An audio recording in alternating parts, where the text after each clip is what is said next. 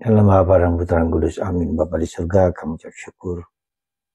Kau mengutus putramu sendiri ke dunia untuk menjadi manusia. Jelma menjadi manusia. Menjadi bagian dari hidup kami. Dan mengangkat kemanusiaan kami menjadi ilahi. Terima kasih Yesus. Untuk kami untuk taat kepada kehendak Allah daripada kehendak kami sendiri. Terpujilah namamu kini dan sepanjang segala masa. Amin. Para saudara, saya mau melihat bacaan pertama hari ini. Kenapa Tuhan menghukum Musa yang selama 40 tahun membimbing bangsa Israel keluar dari Mesir. Dan dia dekat sekali dengan Tuhan. Bicara dari muka ke muka dengan Tuhan. Menarik. Ketika bangsa Israel menggerutu. Tidak punya makan, tidak punya minuman, tidak punya air. Dan Musa dan Harun berdoa di kemah pertemuan. Dan Tuhan mengatakan, bicaralah dengan batu itu dan akan mengeluarkan air. Tapi yang menarik, mengapa?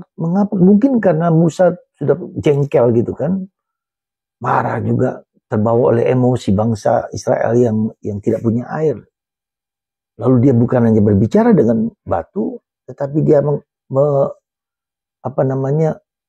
memukul batu itu 2 kali dengan tongkatnya. Lalu memang keluar air. Ya. Dan marah kepada bangsa Israel. Tidakkah kami harus memberikan kamu air? Air bukan dari Musa, dari Tuhan.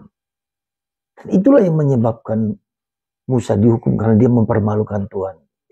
Dia tidak menghormati Tuhan, keagungan, kemuliaan Tuhan. Seolah-olah itu semua berasal dari Musa. Dan itulah hukum. Musa tidak boleh masuk kota suci dan tanah terjanji. Padahal dia membimbing 40 tahun. Jadi begitu hukuman, tidak boleh masuk ke tanah suci. Tidak boleh masuk ke tanah perjanjian. Itulah hukuman. Jadi apa yang mau kita pelajari? Kita taat kepada Tuhan. Dengan sepenuh hati. Yakin bahwa Tuhan melakukan apa yang terbaik untuk kita. Jangan pernah meragukan lagi. Sekali lagi jangan pernah meragukan lagi. Sebagai imam, sebagai pemimpin, dia harus memberi contoh kepada umatnya. Memuliakan Tuhan, mengagungkan Tuhan. Tuhan dapat dan mau peduli dengan kita. Yang pertama. Yang kedua adalah ketika Yesus bertanya, siapakah aku ini? Lalu pengakuan Petrus, engkaulah Mesias, anak Allah yang hidup. Wow. Apakah kita juga mengakui bahwa Tuhan dan Yesus adalah Tuhan semesta alam? Dia manusia memang, tapi dia adalah Allah.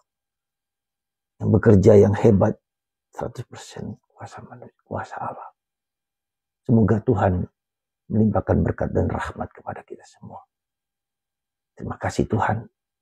Semoga engkau sungguh-sungguh Allah yang kami imani, kami yakini, yang peduli dengan hidupku sehari-hari, dengan penderitaanku, dengan salibku, dengan kekuranganku, dan keterbatasanku. Dan ia menjadi manusia untuk memuliakan aku. Tetapi jangan lupa, Petrus yang kemudian diberi karunia bahwa dia akan memegang kunci surga. Tidak ada kuasa maut yang akan mengalahkan gerejanya, jemaatnya. Apa yang diikat di dunia akan diikat di surga. Suatu anugerah yang besar kepada Petrus ketika dia berani mengungkapkan siapa Yesus itu. Dan itu bukan dari mulut Petrus, tapi dari Allah. Di saat itu pula ketika Tuhan bicara akan penderitaan, Petrus jatuh. Ya, seolah-olah baik, tidak boleh engkau menderita. Kata Petrus kepada Yesus. Tapi Yesus marah. Nyala iblis. Itu berarti bahwa gereja meskipun kudus, suci, dan satu apostolik, ya, dia juga berdosa, dia juga lemah. Dia juga bisa tidak mengakui Tuhan dengan caranya yang luar biasa. Semoga Tuhan memberikan kepada kita satu prinsip penting. Taat kepada Tuhan. Taat kepada kehendak Allah. Seperti dilakukan oleh Yesus. Bila nyawa sekalipun diminta. Semoga Tuhan memberkati Anda. Yakin akan iman. Dan yakin akan gereja Katolik sebagai yang didirikan oleh Yesus. Ketika Yesus berkata kepada Petrus, di atas batu karang ini akan kudirikan gerejaku. Saudara orang Katolik harus yakin akan kekuatan itu. Dan percaya bahwa Tuhan dapat menjalankan apa yang terbaik. Berkat Tuhan atas kita semua. Dan Bapa